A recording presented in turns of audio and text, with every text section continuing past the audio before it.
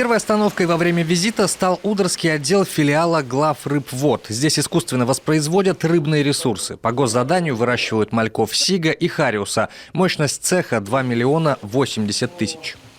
Дальше продолжает про икру. Завозится сюда, часть Еремеева. Закладывается на инкубирование уже плодотворенная икра бейсы. Ну, здесь у нас стоят целая стойка, как бы по 10 штук. То есть это мощность по икре 3 миллиона 300.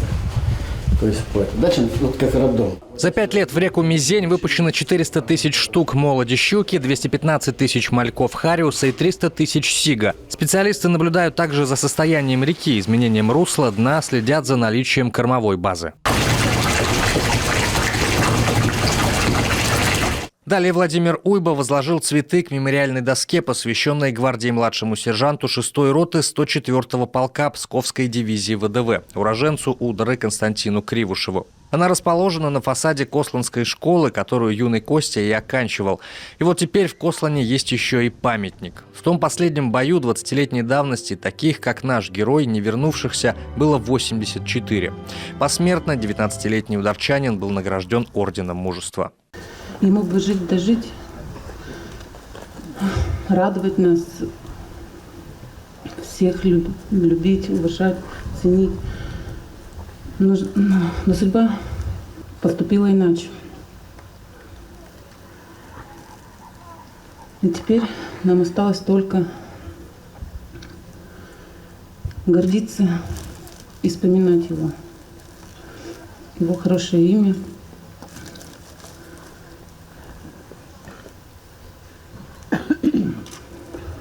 Он останется в наших сердцах навсегда. Памятник открыт в знаковом месте. Именно отсюда сельчане в годы Великой Отечественной войны уходили на фронт. Как отметил в своей речи Владимир Уйба, это дань памяти, уважения и почтения Константину Кривушеву, а в его лице и всем нашим солдатам и офицерам, которые проявили настоящий героизм. Самое страшное – это забвение. И если человек сложил свою голову за Родину, и о нем забыли, и подвиг его со временем потерялся и стерся из памяти людей, это самое страшное. Поэтому, наверное, сегодня, конечно, было тяжело. Это снова нахлынувшие воспоминания у мамы, у сестры, у родных. Все его знали мальчишкой, он ушел совсем пацаном, 18-летним. Вот. Но то, что сегодня есть памятник, то, что сегодня есть память, которая пойдет на десятилетия и на столетия, это точно совершенно нужно. И сегодня было сказано, это нужно не павшим, это нужно живым. Уже во время личной встречи с мамой и сестрой бойца Владимир Уйба делится. В Аргунском ущелье он служил и сам, правда, по медицинской части, так что Чечню и Ингушетию знает не понаслышке. Интересуется, не нужна ли родне Константина Кривушева какая-то помощь. Оказывается, в Иджидьяге, поселке на другой стороне реки, у семьи есть недвижимость, не признанная аварийной, хотя жить там невозможно. Поселок медленно закрывается, и ни школ, ни даже садика там нет. Собственники согласны на переезд, но получается одна квартира, там они еще проживают. И мы никак не можем ни туда, ни сюда, и нам нет выхода из этой ситуации. Все, я понял, значит, комиссию мы создадим комиссию, направим к вам в дом, признаем дом аварийным и, соответственно, поставим вас на очередь. Отчитаться об этой работе Владимир Уйба поручил в течение месяца. После проинспектировал Косланский детский сад. Он введен в эксплуатацию в 96-м. Сегодня учреждение посещает 121 малыш. В этом году здесь заменили часть окон. В 6 группах установили новые рамы вместо деревянных. В этом году силами работников также провели косметический ремонт. Небольшой ремонт фасада здания центрального крыльца. Покрасили его. Вот, поэтому стараемся делать что-то для наших детишек Удорского района. Также заменено уличное освещение, установлены видеокамеры. По словам заведующей, в здании обветшала крыша, протекает кровля. Она у нас протекает ветхая, второй этаж бедный у нас. Причем смета на проведение ремонтных работ уже есть. Необходимо 3,5 миллиона. Владимир Уйба запросил у администрации района расчеты стоимости проведения ремонта, чтобы проработать вопрос их финансирования уже в этом году.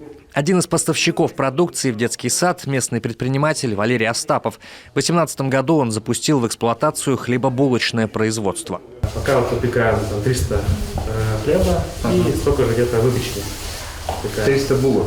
300 булок хлеба, и смешанной, и серого, и белого, и выпечку выпекаем. Ну, то есть просто это понимаешь, что больше... Только свои магазины. Ну да. Да, Нет возможности. есть потенциал больше печь, помещение маленькое, и работает тут 2 смены. То есть и булочники работают, и те, кто выпекает хлеб. И, соответственно, хотелось бы их разделить, потому что на кухне как бы не может быть 2 хозяина, не так положишь. Ложку, кружку, и они уже воюют между собой.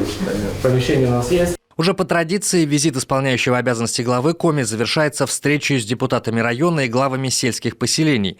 Владимир Уйба в муниципалитете уже во 2-й раз. Поручения из прошлой июньской поездки уже начали реализовывать. 13 миллионов выделили на... Деньги уже пришли в ЦРБ на ремонт терапевтического отделения пищеблока. Сейчас задача Александра Анатольевича проследить с тем, чтобы Александр Алексеевич, для того, чтобы работы были выполнены и до конца года деньги освоены. В поселке Йодва был вопрос по пожарному подразделению. Точно так же провели переговоры с УФСИНом. Передача пожарного депо, она сегодня в ведении и в управлении в собственности УФСИНа.